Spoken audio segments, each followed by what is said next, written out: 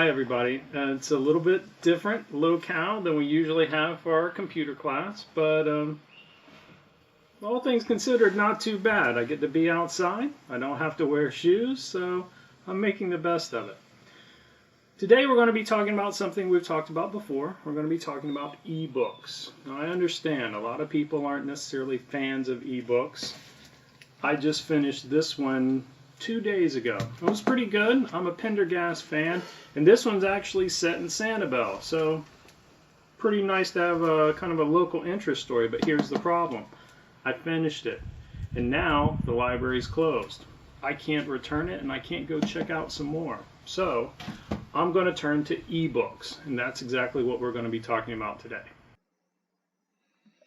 So let's say instead of reading the book on your laptop or desktop, you wanted to read it on your Kindle, Amazon Kindle, specifically a black and white, not one of the Kindle Fire color tablets.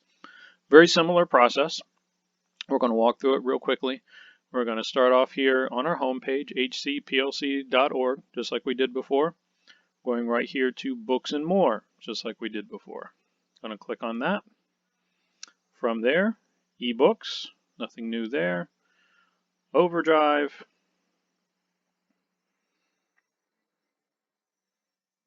And you'll see I'm already signed in. Remember, if you're not signed in, it's going to ask for your library card number. That's the number on the back of your card, altogether no spaces.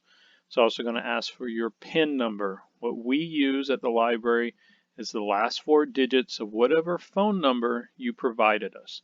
If for some reason you try that and it just doesn't work, not a problem. Give us a call. We can straighten it out for you over the phone. One thing I'm going to do a little bit different here, you might have noticed the little note here at the top that the Harry Potter, the first book in the series, is available for everyone right now. We know there's a lot of people staying at home, got some time on their hands. It's a great time if you haven't ever read the Harry Potter series, now's the time. So I'm going to click right here on Harry Potter at Home. The first book in the series is Harry Potter and the Sorcerer's Stone. I want to start at the beginning. Now this is one of those places where you want to be a little bit careful because remember, you can download ebooks, which that is text that you're going to read on a screen, but we can also download audiobooks. That's a book you're going to listen to, just like a book on tape or a book on CD. I want to read this book specifically on my Kindle. And you'll notice the very first offering we have here looks like the book I want, Harry Potter and the Sorcerer's Stone, but if you look carefully, you'll notice this is an audio book.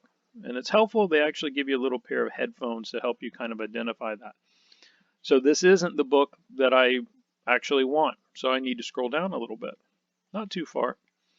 Here is actually the book I want, Harry Potter and the Sorcerer's Stone, and you'll notice here it says ebook. It actually has a little symbol that looks kind of like a book. That's the one I want. So I'm going to click on that title. I'm going to choose borrow. Again, nothing has changed, just like we did if we're going to read this on our laptop or our desktop. So I'm going to click on borrow. I get to choose how many days. I want 21 days. This is a long book. I've got some time, but I don't have maybe that much time. So I'm going to choose 21 days and I'm going to click where it says borrow. This is where things are going to be a little different. Before I chose read now in browser, well, this time I'm going to choose read now with Kindle. When I do that, it's going to hand me over here to Amazon. It's almost like OverDrive kind of washes their hands and says, okay, you're not our problem anymore. Now we're handing you over to Amazon. I'm already logged in. At home, you're probably already logged in too. Right over here on the right, it says Get Library Book. Before you click on that button, take an extra second. Look just below that where it says Deliver To. This is important because this is where they're going to send that ebook that you want to read. If you're like me, I've had several different Kindle products in my life.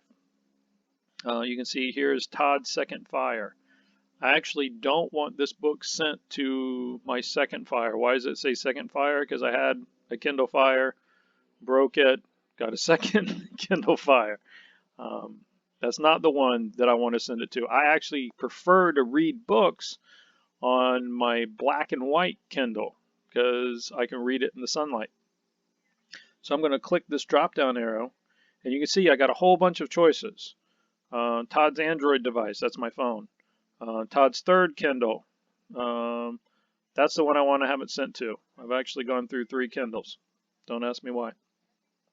So now I'm going to say send this to my third Kindle.